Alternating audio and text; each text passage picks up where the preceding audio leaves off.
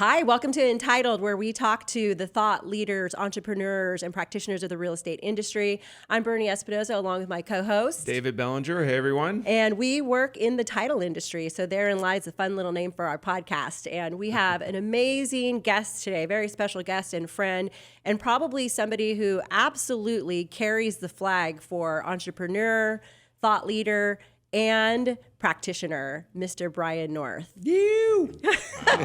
He told us he has a ton of energy right now, so I would say everybody should buckle up right now. We're all jacked up right now. Yeah. Being accused of drinking too much coffee right now. I'm on decaf, so Nice. It'll be real weird by the time we're done.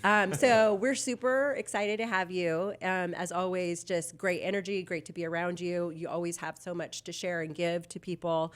And I feel like it's kind of silly, but like there's a part of me that's like, we kind of have to start from the beginning because let's make an assumption, even though I know everybody in the real estate industry knows who you are, let's make an assumption that they could learn a little something about you today. So when I was in kindergarten, no, I'm just kidding. Let's go way back. Are we going to go way back? If you're really going to get to know who I am, we probably should start there. But if it's specifically about the real estate industry, I moved here to Phoenix, Scottsdale area in 2004. April of 2004, and I started working at Mercedes-Benz dealership in Scottsdale. I waited on the principal of that dealership in Durango, Colorado, and he offered me a job here. And I moved here to sell cars for a couple of years at Mercedes-Benz, and then I sold a car to who became my real estate mentor. That was in 2006, right before the bottom fell out of the world. And obviously, we were one of the worst four states in the country. Yep. You know, us, California, Nevada, Florida, I think would arguably the four worst in the state for depreciation in the residential real estate market, the amount of foreclosures, default, et cetera. So I got a whirlwind, what I would call PhD. Most of what we were doing at the time was off-market real estate. I did not have a real estate license at the time. I was operating as a principal in the transactions. I remember these days. Oh boy, that's when we met. That's how we met. Come on. And then 2010, as we were coming out of the down market, I looked around kind of what was the next opportunity. And I was also starting a family, and door knocking foreclosures was great when I didn't all the way know what I was doing. I mean, you can't claim naivete totally, but it was one of those where it's like, there's got to be there's got to be a better way to build longevity in my business, not just be as good as my last deal. When you're buying people's houses at 70% of market value, you don't get a lot of referrals, No kidding. And I had a young family. And so in 2010, I got licensed, started within a year, started building a team. 2014, I was at an independent brokerage, and the principal came to me and said, hey, I don't love this business. I'm going to close up shop. It wasn't going great financially, although it had a decent brand optically, and I acquired that brokerage from him. And then a year later in 2015, rebranded that to the company that became known as North & Co. Grew that for about 8 years to something that was beyond my dreams, really cool. And then in September of 2024, exited that company to Compass. That is, I'm ridiculously impressed right now at the consolidation of time that you just brought to the table. I'm like, word of the day usually takes way longer. Yeah, that's it. I do joke and say I can't say hello in less than 10 minutes. Yeah. So, you told me what our time frame was. We want to keep people's attention. That was impressive. So, let's go. I'm committed to making sure we get an impact here. Yeah. Are you cool with diving into the North & Co. forward part of it? Anything you guys want. Yeah. You know that. So, North & Co., you consolidated that to such a short framework of like building a company beyond your dreams. Yeah. Like, let's articulate a little bit of that, like the length of time. You went from 2015 to 2024 when you sold it. Did you ever think that you were going to sell it? I always use that. The cliche as an entrepreneur is always build your business to sell. Yeah. Build your business to sell, but maybe you will, maybe you won't, kind of thing. So we did. We always, the way that we ran the books, we ran very tight books. We had really tight metrics. We were, we were diversified in the way that we utilized our resources, money and assets in the company for the day that would come if the opportunity ever presented itself to sell. I don't think, the way that we climbed the business ladder, the entrepreneurial ladder, I personally think that if you're like, I'm going to sell in a year or sell in 3 years, and I know guys that do it, gals that do it, right? They're like, I'm going to build this company for 3 years and exit. I'm building it to exit. For me, it feels like it strips the soul out of the business, right?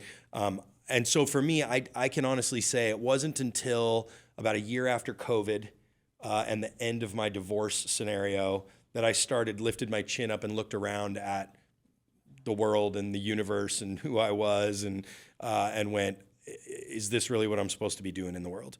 And that was different than sell the company. For sure. Right? I was going to say, is this what I'm supposed to be doing compared to selling? How much money can I make? Yeah. You know Selling what I mean? parts, That's right? You got it.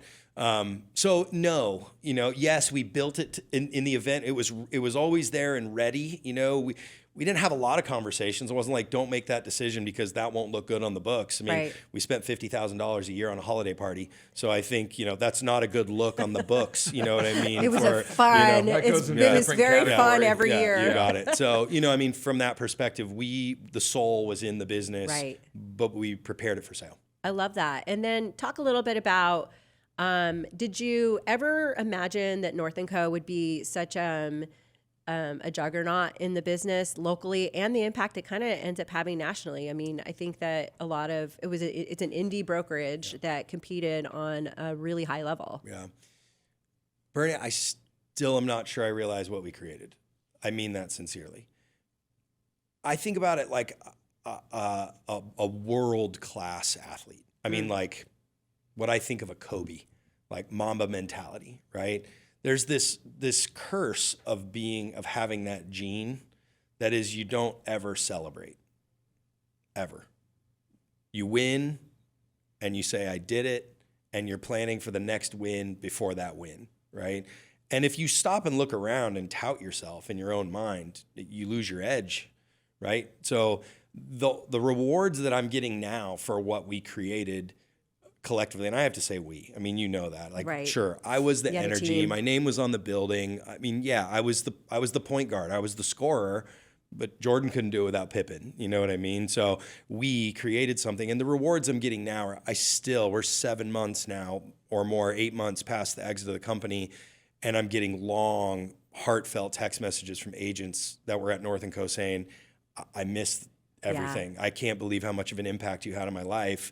And I will also say, counter to that I said to Stephanie, because she's getting a lot of the same messages, Stephanie Gonzalez, my former business partner in North & Co., I said, well, at the same time, those fuckers were thinking about leaving the brokerage the 6 months leading up to the exit. Right. So that was the dichotomy of, our thing was like, and fuckers was a term of endearment, but it was this thing of like, it was like, always. You guys, you don't know what you have till it's gone. That's right. Which is also it too. But juggernaut, I'm only realizing now, I think, what we created. It was really, I love that you used the word soul, right? Because I don't know that a lot of people would describe their company and use that word, right? They want to describe it in these more entrepreneurial terms. Sure. But there was thought, feeling, it was well-rounded, it was a business unit. So I think a lot of companies can get structured to where it's all feeling, and then they lose sight of, still being results-driven. Sure. But the soul, I think, is such a great description for what North & Co. was. Yeah. And it's a beautiful thing and probably a double-edged sword that it's not going to be something that you can duplicate, right? Nobody can. That's why you're getting all this this feedback now, because you're not going to go out there and be like, oh, another brokerage, and it was exactly, even if you have the same people, it's not going to be the same. Well, it's because it has to start with soul. Right. One of my absolute favorite books right now is The Creative Act, Rick Rubin. He's the former founder of Def Jam Records. Yeah, you told me about it. Yeah, and, Rick Rubin. And so he produced the Beastie Boys, Run DMC, Red Hot Chili Peppers, and so many more, and can't play an instrument. Okay, so, and in his book, when he talks about the art, one of my favorite parts of the book is he said, when you're in the art, the audience comes last. Okay, and I think one of the biggest problems with our industry, in fact, I got to spend a day with arguably the biggest, most well-known thought leader in our industry on the brokerage side, the largest privately held company in the country. And there was a saying that was made when I asked about some of the soul components in the business. The response was, Brian, I hear you, but if they're buying, we're selling, right? If the audience wants what they want from a monetary perspective, then that's what we're going to give them. And what I was asking was, but don't you know what they need? Not what they're asking for, because they don't know what they need or they wouldn't be here. And for me, it was this thing at North & Co. where it was like, I knew what they needed. Whether they wanted it or not wasn't up to them. I had to do a good enough job of layering in. I had to present it in a way they wanted it, right? But give them what they need so that they would digest it, right? And for me, what I fell out of love with was how fast can we grow? early on. And then there's a point at which when market conditions change and here we go, the profit and loss statement starts going the wrong way, that you start having to go, ooh, how do we fill the seats and get the audience? That's where things flip on its head, and that's where you start to lose the soul. And I think industry-wide, the reason that I think it'll be really, really, really difficult to duplicate North & Co. is because we played the game of the audience comes last. Wow. You know?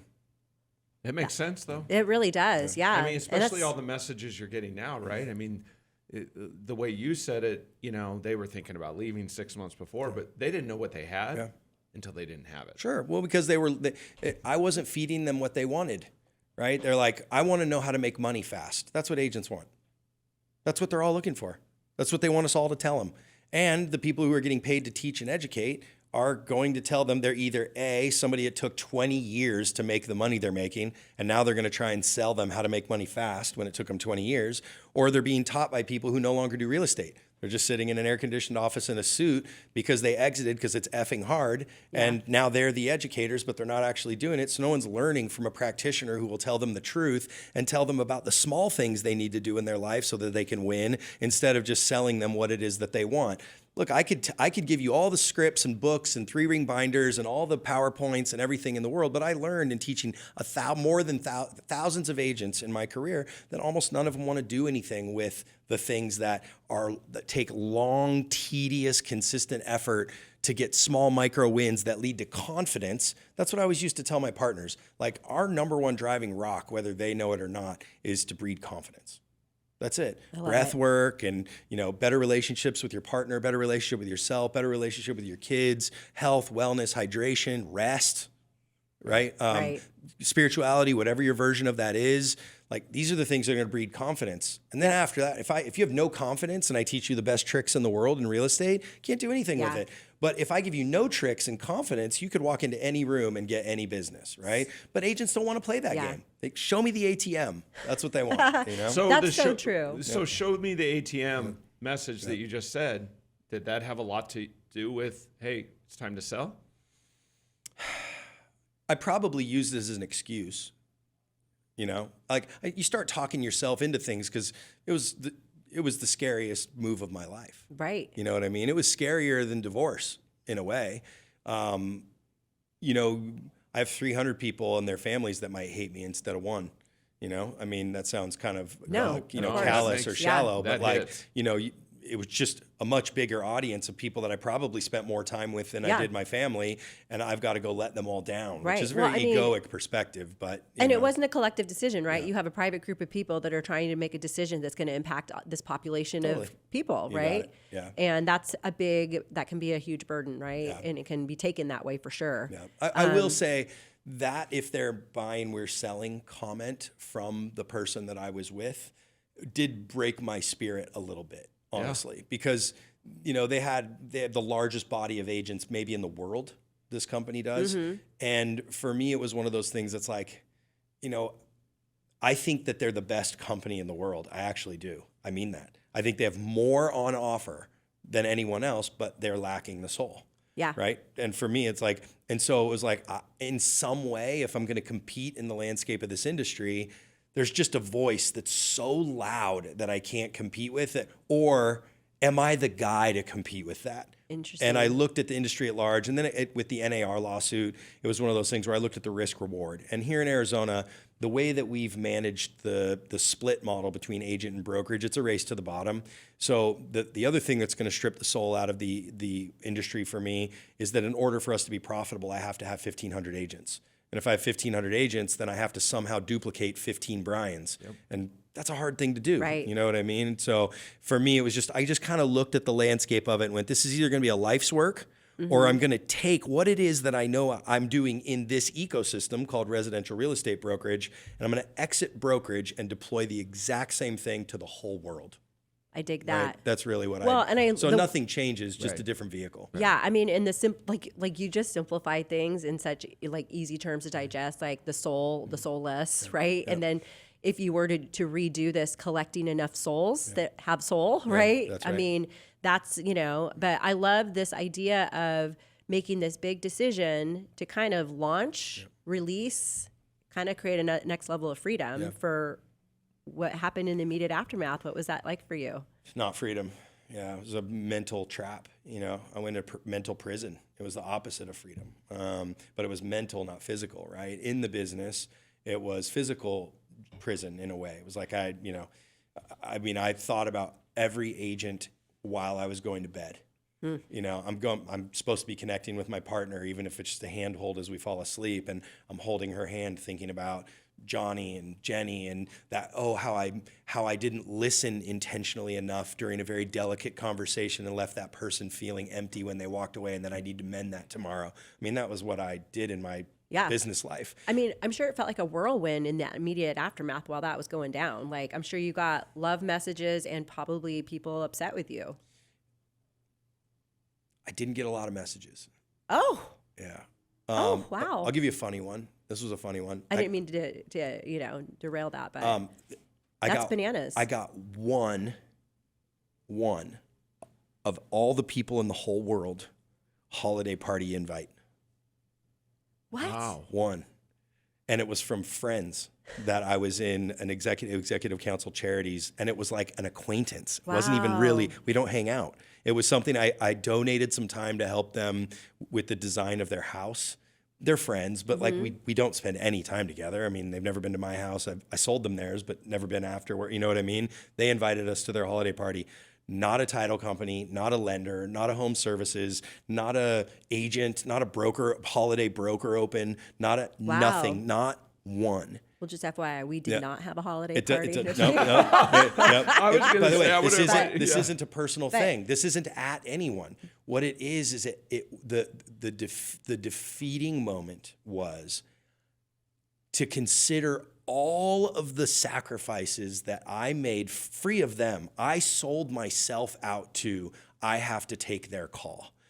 I'm on a walk with my family and I got to take, I'll use you for an example, Bernie's call, right? I've got to call this lender back who we didn't send them enough deals for the joint venture that we have or whatever. Or I got to, like all of this, like I'm allowing myself to sell out to all of these predetermined, preconceived, often unspoken expectations between all of us. And as soon as I no longer had value, I got to realize my place in the world for a moment. Well, Dang. hold on. But you said when you no longer had value, they perceived that you didn't have the value anymore. It just, the contract had run its course. Right. Our agreement was that I would send you deals and you would somehow reciprocate in a compliant relationship, right? Yep. That was the agreement. What we all sell ourselves out to is the relationship business. Mm-hmm. And so we're like, no. The reason I do business with these people is because we're close friends and we love each other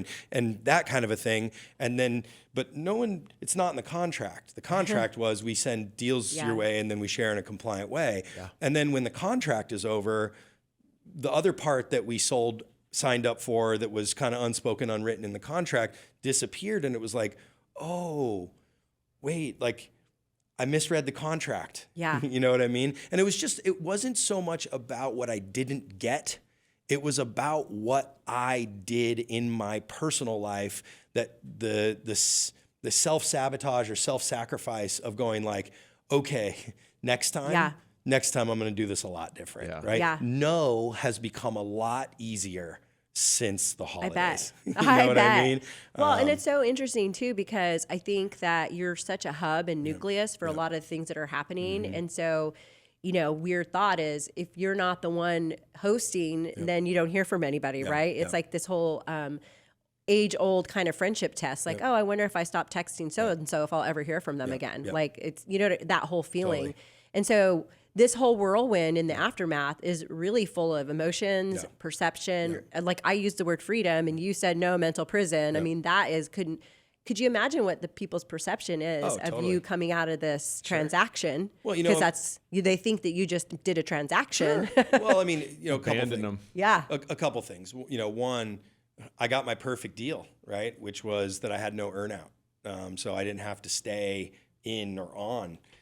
On one hand, that sounds like an amazing blessing, but there's a curse, right? I mean, when you think about something as an extension of you, 24 hours a day, 7 days a week for 10 years, and the risk is so high at all times that it's like warfare, right? It feels like you're at war. So when it ends, there is an element of PTSD, real talk, right? I said it's like phantom pain for amputees. They talk about still being able to feel their limb. And it was the same thing for me. It was like I was worried about Annie and worried about Stephanie and is Michelle okay? And what about, I see an agent post on social media, they're not doing well mentally. And I'm like, I want to, but I don't, it's no longer my place. We freed each other from that relationship, right?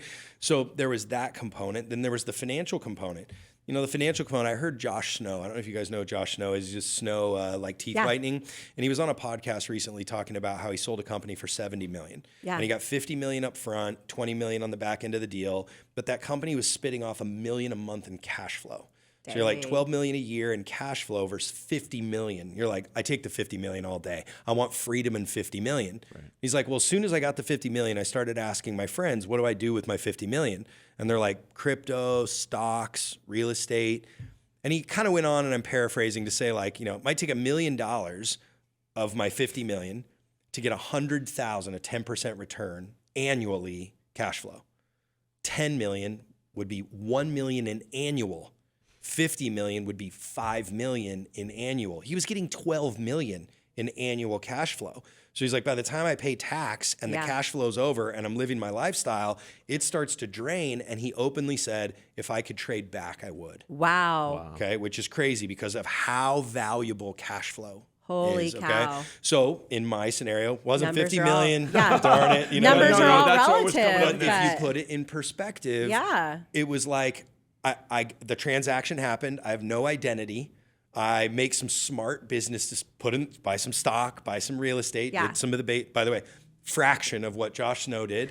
And then I have no money.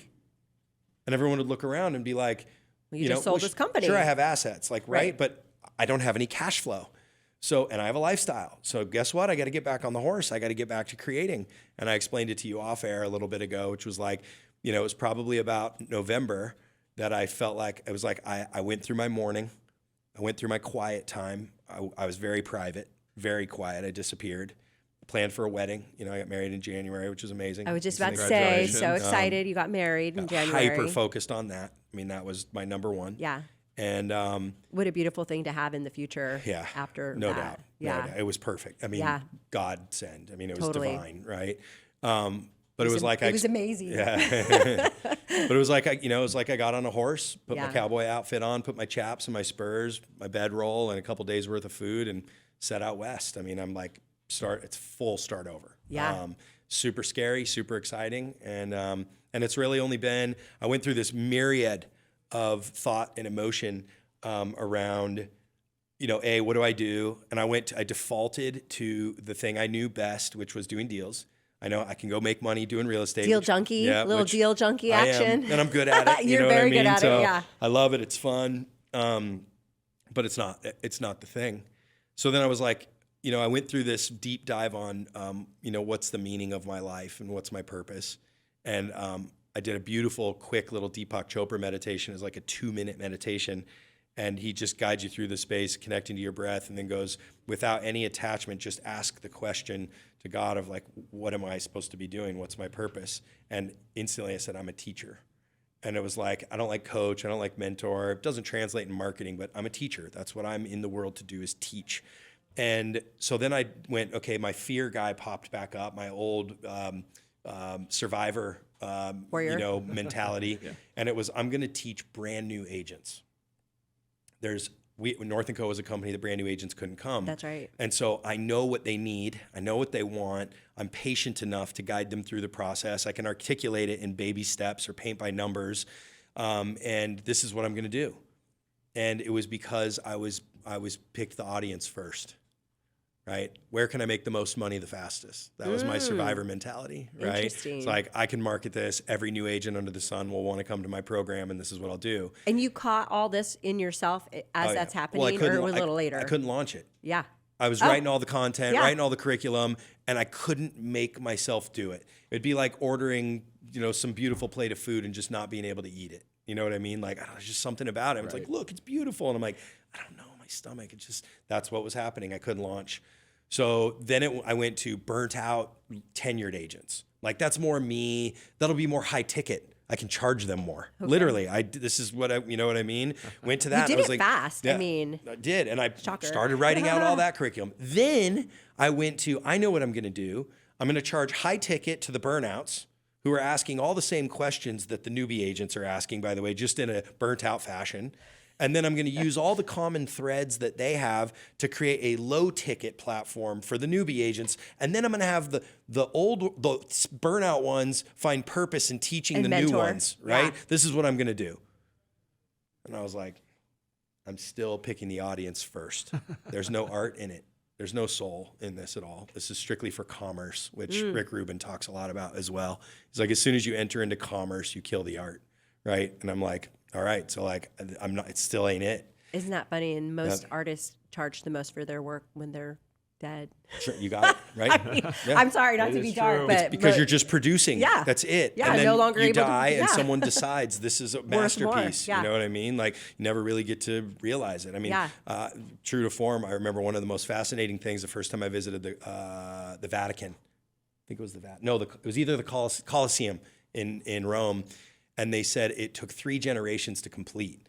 And I remember thinking the architect never saw them break ground. never. Yeah. Break ground. Right. Well, and you think about, we use the word 3 generations. Yeah. Do you know how many people forget how many number of years that is? Well, I That's- mean, at that time, the average age was probably low 40s. Yeah. You know what I mean? So, 3 or 4 generations, 150 years. That's what I'm saying. Yeah. So that's fascinating. To do a whole life's work and never see anyone put a shovel in sure. the ground. You know what I mean? Like, that's commitment Yeah. to the art, right? So I sat down and I did a deep dive post-wedding. This was probably February or March. And I said, what is it that I really can bring to the world? And it was in spite of how gnarly my life has been, I love my life. Like, no matter the moments. You find me in my darkest moment. I'd never, and God bless the people who suffer from depression, anxiety, never do I think I was clinically depressed. There was a method to it. And the method was that I was never a victim. Ever. Victor, never victim. Ever. That's cool. I always owned my part in everything, even if I was 2% responsible, right? And I said, and I was journaling, and I was like, it really has just been that I've been an anti-victim. And I was like, that's it. That's the first product. Wow. The anti-victim. And so now it'll be a personal development dive, and this is for sure it on what's next, which is to help people kill the victim in their life.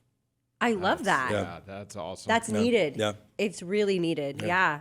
That's very powerful. Like Yeah. this is the first time I've heard you talk about this. No It's one's heard pretty it. Cool.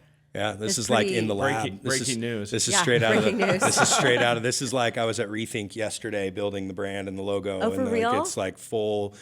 There's no stopping me now. I love Yeah. it. So, yeah. What is that going to, like, who are going to be your pupils? Like anybody, right? I mean, is Anybody. it kids? Is it adults? Is it Yep. all the things? That's right. Anybody. Anybody. That's Yeah. amazing. It's anybody who wants to awaken to their best self. Yeah. You know, because what's really holding most people back is them pointing the finger at somebody or something. My job, my boss, my wife, my Yep. partner, my There's always kids. a reason. Fucking my kids, dude. Yeah. People, let your kids be kid. Let your kids Yeah. go be. Well- you know, I mean, the martyrdom Totally. in parenting of I can't do because until my kid's this or until my kid's that, or I can't go have a happy hour because I've got a kids. Pick your fucking kids up, take them home, drop them off, Yeah. and go have a beer with a non-alcoholic beer with a friend and go be an adult later. Yeah. Like, quit making your kids an excuse for everything. Like, what a heavy load to put on them. You know what I Totally. mean? But like at some point, we've got to let go of the reins Yeah. and take responsibility for our shit and go live. Yeah. And kind of going back to what you talked about, the confidence piece and the anti-victim, I also think there's a big belief part in that, right? You got to believe something in order to actually hold on to the belief that you can kill the victim, the belief that you can be a confident person. And I think there's a lot to that too. People don't believe that they can do some of the things that they're very capable of. Yeah. I think one of my superpowers is we talked about this earlier. I'm not scared to share anything. Yeah. I'll share anything. So Yeah. you're going to learn that I've made some huge mistakes in my life. I've done most of the things that we think are socially wrong. I've done at least once in my life. Right? Now, I've not murdered anyone. I've not Right. stolen from anybody. I'm not like, big shit. But after that, like, yeah, I mean, we're sinners, you know, regardless Totally. of what your Right. perspective on life is. It is what it is. Like, we make mistakes. It's part of being human. So yeah, I've done it, and I'm not afraid to share it. And I think what that does is it breaks people's walls down. They think I'm something. People, when you put yourself in a public spotlight, you afford yourself an opportunity for people to create a framework or a perception of who you are. And I love breaking that apart and revealing who I really am, which allows people an opportunity to feel safe. And as soon as people can do that, like, well, shit, I thought he was this and he's that. Like, well, I do that. I did that once too. And it's like, you're okay. Now, why? And they're like, well, because my dad did it. That's where I'm going to call you the fuck out. You didn't do it because your dad did it. You did it because you made a dumb decision. Now what are you going to do to never make that decision again? And by the way, here's a roadmap for how to work through not making those decisions again so you can experience the best part of yourself. That's awesome. Yeah. Are you going to be like one-on-oneing with people? Or are you going to be creating? Right out of the gate, it's going to be it'll be digital. Okay. So, you know, I'm trying to figure out, we talked about voice and cadence, you know, like I have a lot of limiting beliefs. Right? Like one of them is like, what is my curriculum? Am I like a PowerPoint guy? And then I'll say like, man, I'm so good in front of a room, but I'm not great on camera. Now, I think I'm good on camera doing content, but teaching to an audience of people digitally, what I've been able to do so well is in a room, if there's 30 people and one person's nodding off, I can walk over and stand next to them and put my hand on their shoulder and say, you know, and wake them up and get back to the room and then go, hey, if you were going to ask a question, and bring them into the room and ignite like I can do those things because I've trained at it a long time. This is a new thing, right? So that I've had this limiting belief of like, in real estate, I'll never run out of content. In this thing, I'm like, what if I run out of things to say? You know what I mean? Like really meaningfully. But the situations are going to create the content for you. Yeah. So, your life this stories. is the part of going out west on the horse. Yeah. Like, you don't know what you're going to encounter. You don't know what's there, but along the way, I'm going to learn about dirt, tumbleweeds, and cactus, and I'm probably going to be able to teach a class about how to dodge large tumbleweeds, right? But I've got to go forge forward into the darkness. Or how to fix a snake bite. That's it. We got to jump off the edge. Yeah, you know? I love that. Yeah. Well, and I think the other thing too is that your stories inherently create the curriculum, right? That's right. Because you can reverse engineer that into what was the lesson learned, quote unquote, the lesson learned, but. And sometimes we don't learn the lesson immediately. We have to have iterations of the same. You know, same thing over and over again. I think it starts just knowing I've been there. Totally. I'm describing me right now. Yeah. You know what I mean? So you're not entering it as an unknown, but yet I know how to fix it for you. Totally. I've been there, done that. Yeah. So not to sidetrack, but being a broker owner, no joke, right? And you're no longer a broker owner. Like, what do you see for the broker owners out there? Our audience is a lot of real estate industry. Like, what are some of your pieces of advice for owning a group of a brokerage? Is it okay that I side railed? Yeah. Full on. He said any questions. Okay. Yeah. Full on. I'm thinking because. I've got a pretty risque perspective on it all right now, right? I think it's great. Like, I think they're all in a lot of trouble. A lot of trouble. And by the way, I'm like across the board. That's what I'm saying. That's why I know that you're probably going to have a perspective in terms of what that model looks like and the longevity of it. I'm gonna go a different direction for a second. Okay. And I'm gonna bring it back to your question, which is, I heard you ask a question recently about AI to a group of people, and they were talking about leveraging AI, and I was thinking about this last night, going to sleep. And I was like, the more I hear people talk about how much I was at Flower Child yesterday, a little restaurant here in Phoenix, and I sat down next to two people that were having a business lunch, and they were brainstorming, and she goes, ask AI, okay? And then they went, and the computer was open, and they plugged it in, right? GPT it. And I was thinking last night about how ChatGPT AI is a conglomerate for human thinking. So what we do is we go input our perspectives, data, and questions, and then it aggregates all of this human behavior and information, and then spits out an aggregated version. So we love it because it's a bigger, more robust version of the linear question that we asked, meaning I get your perspective and your perspective and your perspective all lumped into a new version, right? And we're like, whoa, it told me all the things. And all it was just, if we all sat down and had a mastermind and wrote it out, that's like what it would be. the fascinating part that I know people aren't understanding is that it's just regurgitating all of our ant farm behavior. Okay, we are all the more we adopt AI, in my opinion, the less creative we're going to become, because we're going to rely on AI for the answer. So we're going to do less human emotion, creative, etc. So I was like, I know what the next thing for the world brokerage is go all in on the human side and do whatever we can right now to get people into their greatest artistic expression.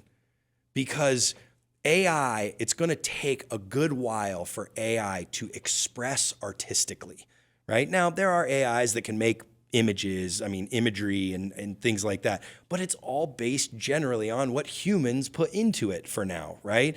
So there's this thing of like, how do we leverage both in a way? But for me right now, we've got to fast track ourselves back to how do we break our individual cycles? Things like, how do we stop dressing alike? How do we stop having hairstyles like all of each other? How do we stop listening to or looking at the magazines and going, this is the thing of the month or the color of the season or the thing of the thing, and like all conforming to what is normal? If we all started walking around in mix mash polka dots and stripes and clown shoes and, all kind, and no makeup and no sun and eating only fast food or eating all, like if we all did that, it would break the AI system, because there would be there would be nothing to aggregate. It would just be a hodgepodge of everything, right? Which is where I think you would get paradigm shift. But right now I think we're getting somewhat farther away, in my opinion, from the potential because it's homogenized. So what does brokerage need, in my opinion? I think I summarized it in a very kind of archaic, artistic way. But right now, when I say every brokerage is still selling the same bullshit. They're still selling that you need our brand because we have more market share. You need our technology. They all have some similar-ish version of the same technology that no agents use. I still think to this day, the adoption rate's 5%. It might be 10 if it's world-class, which means 90% of your agents aren't using it, which is no surprise because 90% of your agents aren't doing deals. Okay? So, but you're teaching to them like they all are. And at the end of the day, you really don't give a fuck because we're feeing them to death. So all we're doing is we're just making fees. And the fees aren't good enough. Because they were, then I could have enough people to make it more of a human interaction, which was my business. I built it wrong from a monetary perspective. I had 3 times the amount of employees that we really need for industry standard. But the reason I had it that way is because I was all in on the human, right? Yep. And when I sold it, I made way less money. But I'll tell you this, I got way more messages. You know what I mean? So it's this thing for me where, unfortunately, the industry is, if I were to say one thing, you go, okay, Brian, shut up with all your words and tell me what to do.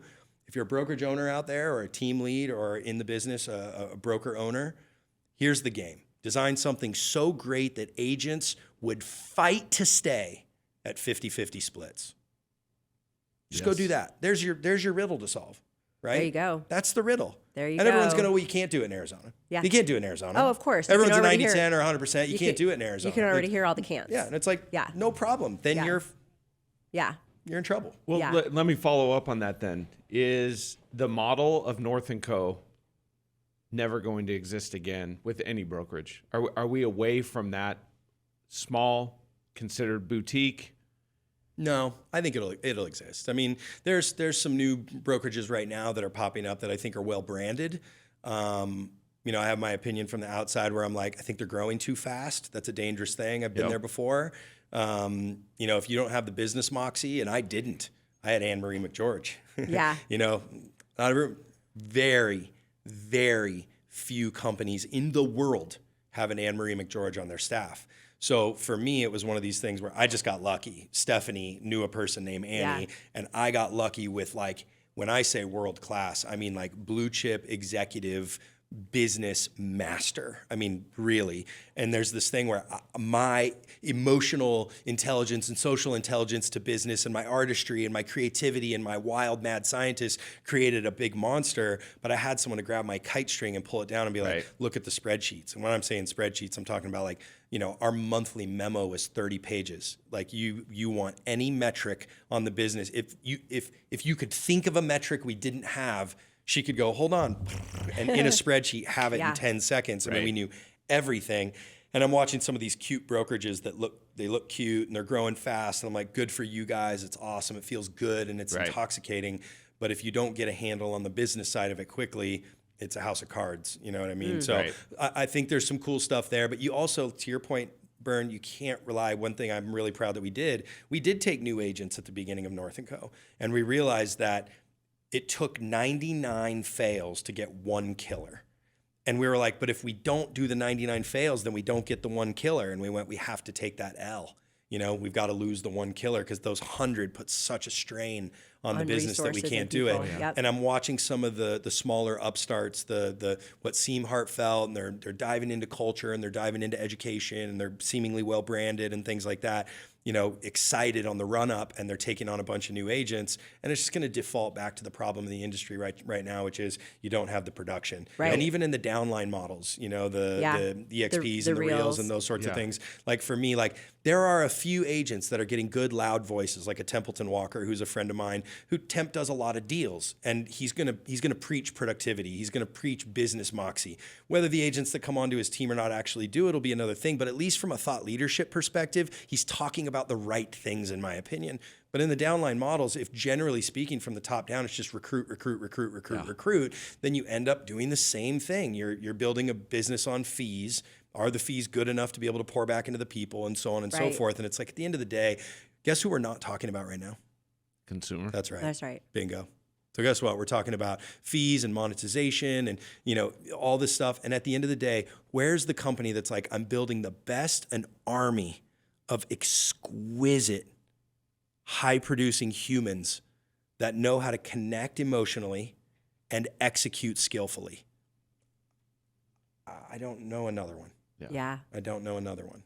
Yeah, that's so funny. That I mean, my other end of the question for you in terms of like first on the leadership ownership side, but then let's look at the agent mindset, right? Like, what do they want, and what do they say that they want, and what do they actually leverage? Yeah. Well, the real challenge in our business is probably the most common objection in any skill training that I had with agents was, I don't want to be too salesy. Right. Okay? It's the number one thing that any agent, and I have to shake them and go like, what do you think What do you think are? you're doing? Yeah. Yeah. Like, what do you think you are? It would literally be like an NBA basketball player showing up to work one day and he's like, you know, don't give me the ball. Yeah. I don't want to shoot. I don't want to much. score any I don't want points. to dribble. I don't want to shoot. Yeah. You know what I mean? That's it. And so for me, until we can get agents to adopt that they're world-class, highly paid salespeople, what I hear you saying is you don't want to be slick and pushy. Great. That's a bad salesperson, by the way. Don't be that. But identify what high skill set is and go do that. And the reason I bring that up is that this is the if they're buying, I'm selling thing, is we need to shake agents by the shoulders and get them to go do hard, uncomfortable shit and go fail.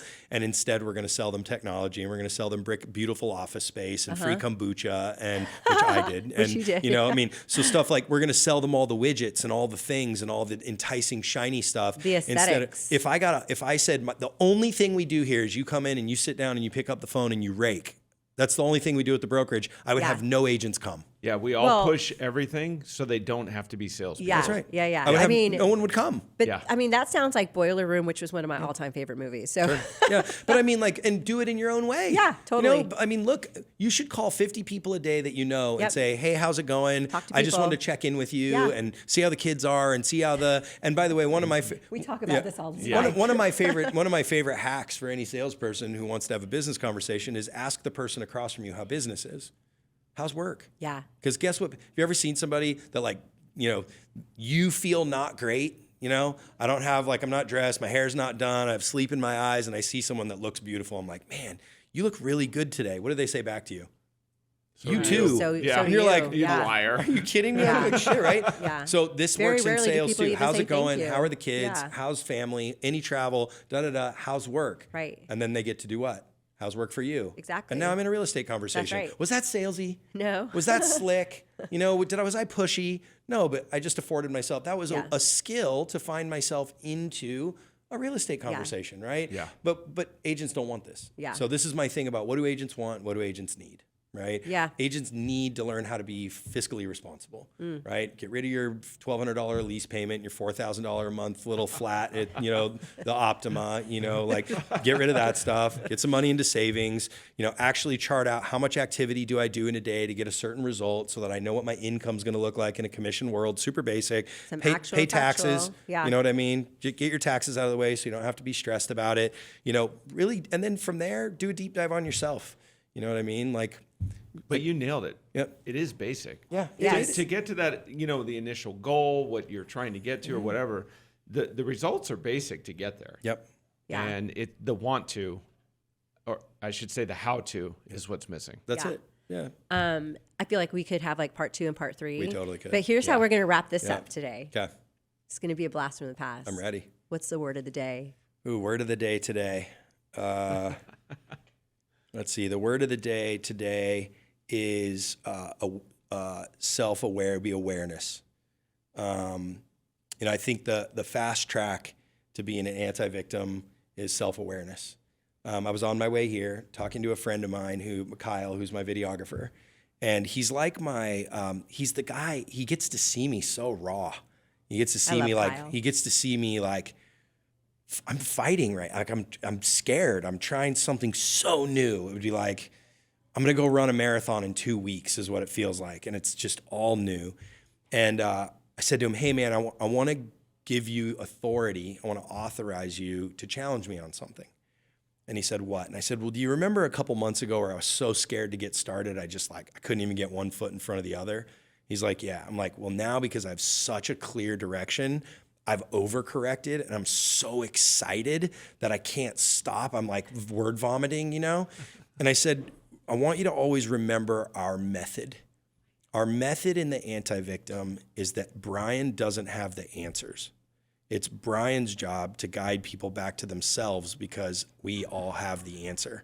And anybody who opts into the anti-victim ecosystem won't be a narcissist because they are saying, I'm a victim and I want to be an anti-victim, right? So because of that, I can't be the answer man. And right now, I have the self-awareness that I sound like I have the answers.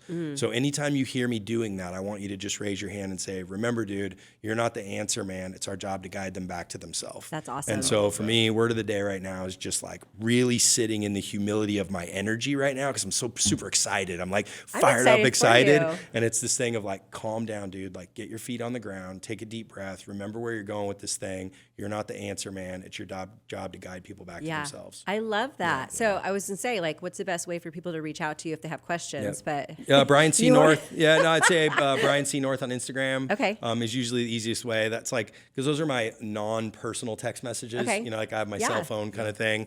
That's probably the best. And then start there. Yeah, that's the best. Okay, well, I'm super excited for the anti-victim platform to be available. I'll have some swag for you shortly. The doorway to be opened. That's it. Yeah. We'll see. Here goes. Love you to pieces. Yeah, I love you too. Yeah, we'll have Thanks, to have man. you back for once that gets rolling for sure. Yeah. I can't wait to see Look where forward it to it. goes. I appreciate the platform. Yeah. Thank you guys. Awesome. Thank you guys. Thanks, Thank Brian. you guys. Yep.